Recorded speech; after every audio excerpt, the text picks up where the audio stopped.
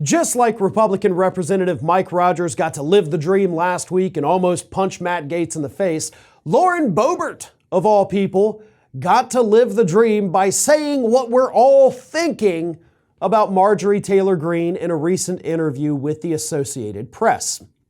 Here is what Boebert told the AP in an interview. I have been asked to explain Marjorie Taylor Greene's beliefs on Jewish space lasers, on why she showed up to a white supremacist conference. I'm just not going to go there. She wants to say all these things and seem unhinged on Twitter. So be it. So Lauren Boebert believes that Marjorie Taylor Greene at least appears to be unhinged. And credit where credit is due, right? Lauren Boebert is absolutely correct about that. However, you can't really talk about that without also pointing out the fact that everything she just said about being unhinged on social media, that could also apply to Lauren Boebert herself. Which, of course, makes it so weird that these two individuals do not get along.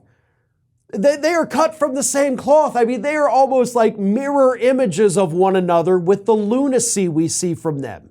They should be best buddies because they're just exactly alike. But maybe that's why they don't get along. Maybe they're both the alphas, and they can't have the other one trying to steal the spotlight that they believe is rightfully theirs. So now they've each carved out this nice little niche for them in the House of Representatives. Marjorie Taylor Greene, of course, is on Kevin McCarthy's side. Lauren Boebert, of course, is against him. So Boebert still has all her Freedom Caucus pals. Marjorie Taylor Greene has burned a lot of those bridges in the last week, but she built a new one with Kevin McCarthy, and that, of course, is going to be a little bit better than her connections to the Freedom Caucus. So we'll see how this plays out.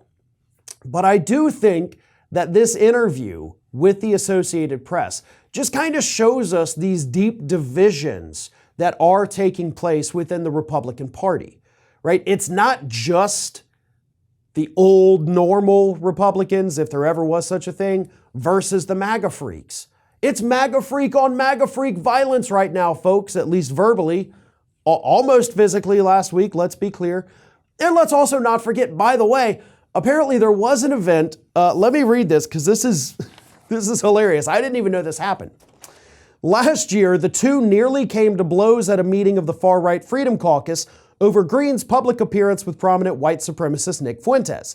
The confrontation got heated, and one witness later said they thought Greene and Boebert were going to get physically violent until another Freedom Caucus member stepped in to de-escalate. So who knows, right? The animosity has grown since that point last year. So maybe before the end of this year, we could actually see a fist fight between Lauren Boebert and Marjorie Taylor Greene. Maybe we'll see one between Matt Gaetz and Mike Rogers, although Mike Rogers has now apologized for his behavior.